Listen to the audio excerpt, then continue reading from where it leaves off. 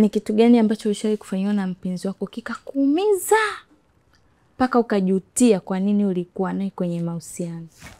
Yaani kitu ambacho kilikuumiza sana. Kitu ambacho kiliniumiza. Kitu kilichoniumiza ni uongo. Mpenzi wangu alinidanganya. Alidanganya kwamba anaenda kwa shoga yake. Shoga yake kumbe alikuwa ni kakaangu mimi. Kwa hiyo alinidanganya na akanisaliti pia. Kwa hiyo ni scenario ambayo mimi siwezi nikaisahau. Na sipendi nielezee kiukweli, maana nakumbuka mbali sana.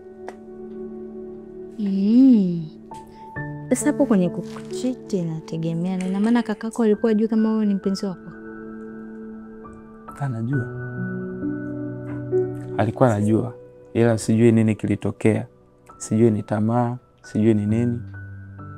Na kakako yeye alisemaje baada ya wewe kujua ukweli? Alikubali.